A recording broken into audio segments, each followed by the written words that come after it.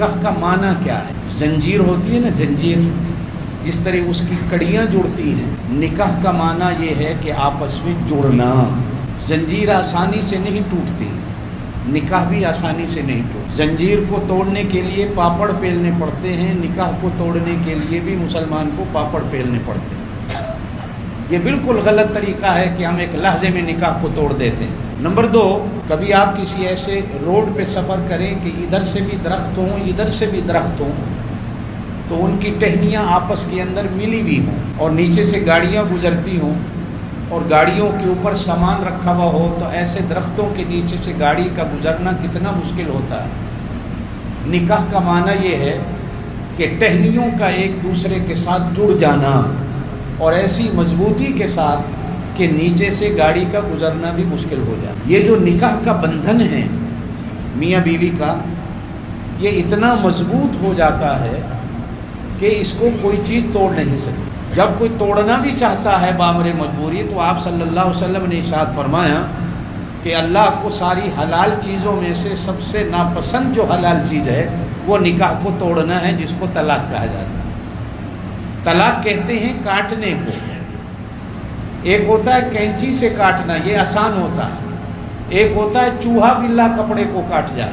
طلاق کا معنی یہ ہوتا ہے کہ وہ کٹنا بڑا مشکل ہوتا ہے۔ آج کل ہم مسلمانوں نے اس کو بڑا آسان سمجھا ہوا ہے۔ نوجوانوں کو چاہیے نہ مال کو دیکھیں، یہ فانی چیز ہے، نہ حسن و جمال کو دیکھیں، یہ فانی چیز ہے، سیرت کو دیکھ کر نکاح کریں۔ اب نکاح کا معنی میں نے آپ کو سمجھایا کہ نکاح کہتے کسے ہیں۔ نمبر 2، وَلَا تَنْكِحُوا الْمُشْرِكَاتِ، نکاح کرنے سے پہلے جہاں ایمان دیکھنا ہے وہاں یہ دیکھنا ہے کہ جس سے میں شادی کر رہا ہوں وہ مشرک تو نہیں۔ وَلَا تَنْكِحُوا الْمُشْرِكَاتِ، مشرک عورت سے نکاح جائز نہیں۔ کیسے بندھن ہوگا؟ وہ زنجیر کیسے جڑے گی؟ وہ درختوں کی ٹہنیاں آپس میں کیسے جڑیں گی جو نکاح کا مطلب ہے؟ نبھا کیسے ہوگا؟ خاندان کیسے جڑے گا؟ میں نے کل بھی بتایا تھا کہ نکاح کا مطلب، شادی کا مطلب تو دو خاندانوں کا جڑنا ہوتا ہے۔ اللہ کو جوڑ پسند ہے۔ دو خاندان جب جڑتے ہیں تو ایک پوری برادری جڑتی، برادری جڑتی ہے تو ایک گاؤں جڑتا ہے، گاؤں جڑتا ہے تو ایک ملک جڑتا ہے۔ اگر یہیں سے ہی ایسا مسئلہ ہو گیا تو پھر کیا ہوگا؟ زنجیر بنانا ہے اس رشتے کو۔ مرد کوشش کرے زنجیر رہے، عورت کوشش کرے کہ زنجیر رہے۔ اس لیے شریعت نے عورت کو حق نہیں دیا کہ وہ مرد کو طلاق دے، نکاح کو توڑ دے۔ شریعت نے مرد کو حق دیا ہے کہ مرد پھر بھی حوصلے سے فیصلہ کرے گا۔ عورت جذبات میں اگر عورت کو حق دے دیا گیا تو ایک دن میں ہر گھر میں طلاقیں ہوتی رہیں گی۔ حلال ہے لیکن اللہ کو سب سے زیادہ ناپسند چیز ہے۔